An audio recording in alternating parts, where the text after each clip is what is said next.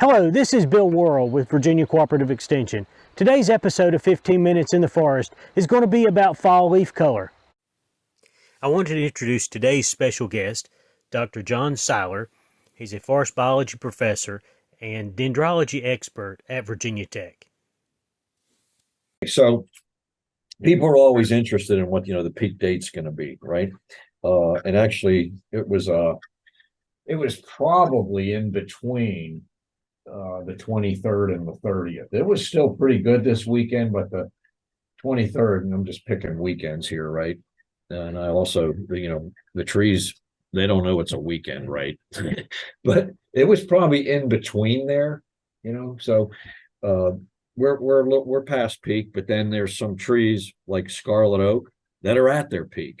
So because we have such a wide range of species here in the mountains, you get a really wide range of fall color.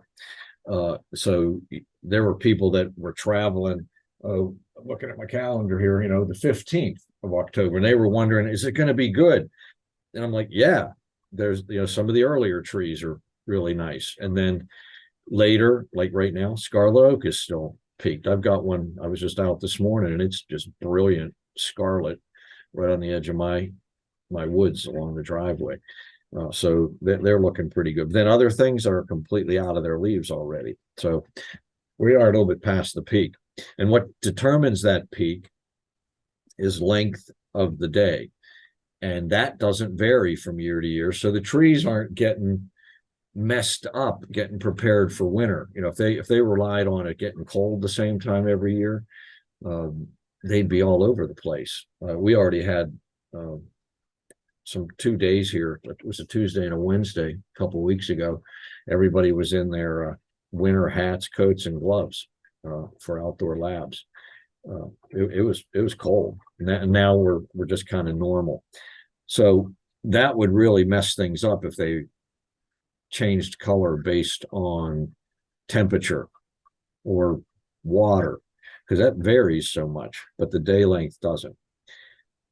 Now, speaking of the temperature and the water, those will slightly modify the peak time. So the day length's the main thing, but then if we get cold sooner, it will move it up. And that actually happened a little bit this year.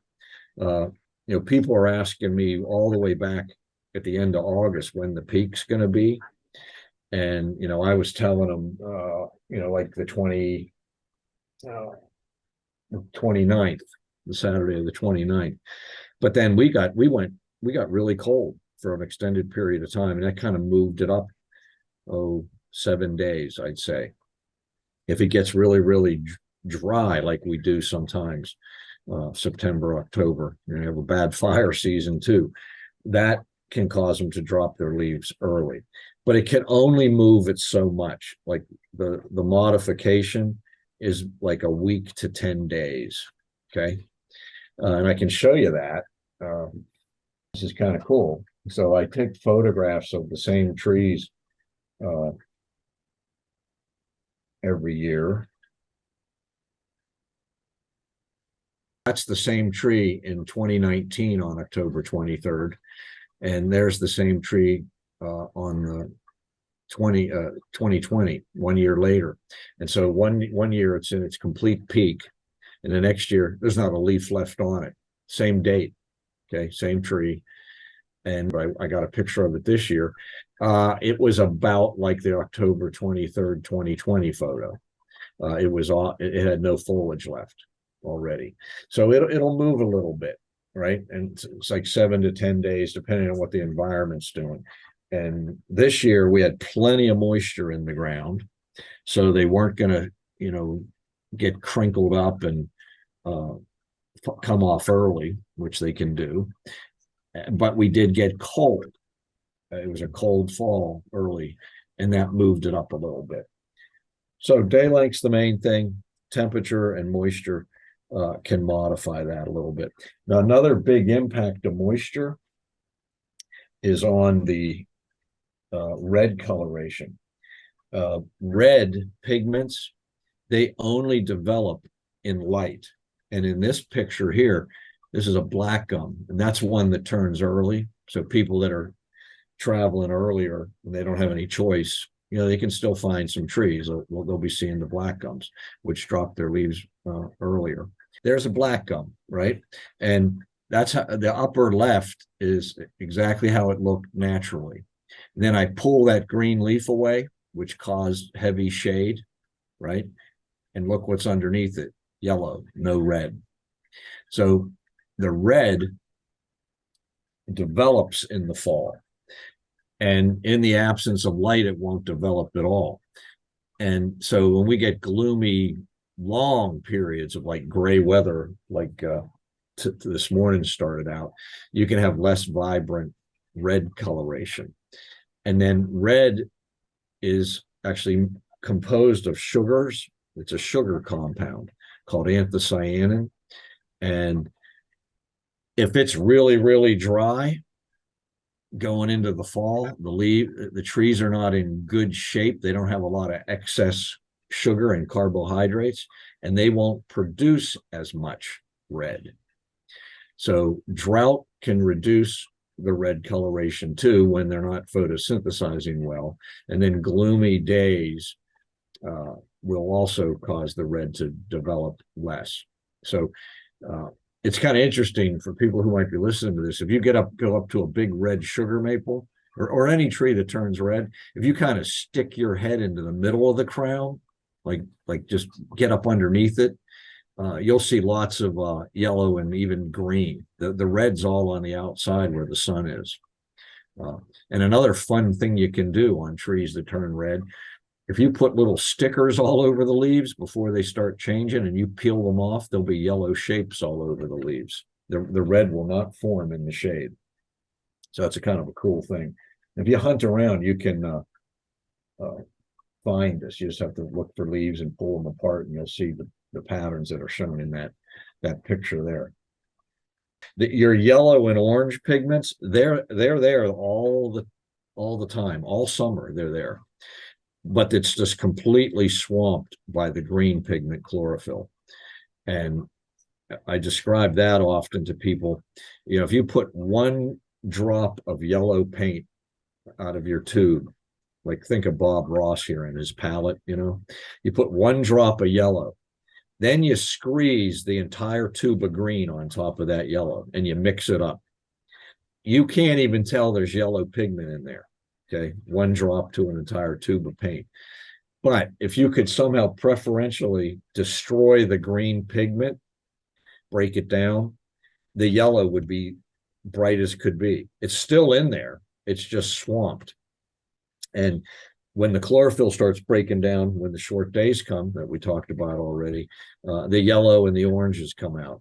Then you blend them with the red and you get everything ranging from yellow to oranges to deep, deep burgundy scarlet, like in a scarlet oak, and everything in between. So that's basically what causes them and why they change color. Virginia, well, actually, the whole southern Appalachians, they don't get the credit they deserve. Like where do we have famous fall color? Up in New England, right? And maybe in the Rocky Mountains, the lower elevations out west, right? But they have very little biodiversity, both those locations. Out west, they're famous for aspens and a few mountain maple type species.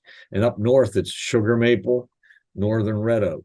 Well, if those trees are having a bad year, you got a bad fall color season. Down here in the southern Appalachians, we have such a wide diversity of species that if one tree is not so good, just wait. So, I'd say from black gum to scarlet oak, they're probably a month off from when they change color, a full month. So if the black gums are kind of bad because it's dry, maybe it'll start raining and the end of the fall color season will be really good in the southern Appalachians because we have very, very high biodiversity in comparison to some of the other places that, to their credit, marketing, everybody wants to go up into New England, right, and see the fall color. But if you really get out and do some driving down here, You'll see some, I think, stuff that's just as good, maybe even better. And we're buffered from having a bad year because we have all those different species out there. And then to boot, we have elevation changes up and down, east and west. You know, if you drive something like the Blue Ridge Parkway, which is just turning all over the place, species are constantly changing. So one side of the mountain may not look good. Well, the next side might be great. And so you just keep driving around. And so that biodiversity in both species and topography makes it a real winner for Virginia and North Carolina as well. But I think we need to market better. You know, another thing that's of interest, I caution people, like, when's the peak? A lot of people pay attention to the parking lot and trees that are in urban areas, right? So they're pulling into work, right? And they're looking at that sugar maple in the parking lot. That's not a good indicator of what the wild areas are going to do, because those urban trees come from all different places in the country, and we don't know where they always originate from. And some of them are even genetic clones, and they might look really, really pretty, but they might be really early or really late, depending on what their seed origin is. When trees get moved from where they're adapted to a certain day length, they'll change color at the wrong time. And so don't pay attention to street trees. And another reason not to, one is the genetics is different. And the second thing is they're always stressed out, urban trees, for all kind of various reasons. And so they're not a good indicator of what the forest might be doing. So I'm always saying, pay attention to the mountainside, not the sides of the interstate where they're planted trees, because you'll get a wrong indication. That's what the peak's going to be. I want to thank you for joining me today for 15 Minutes in the Forest. Tune in again for new editions of 15 Minutes in the Forest.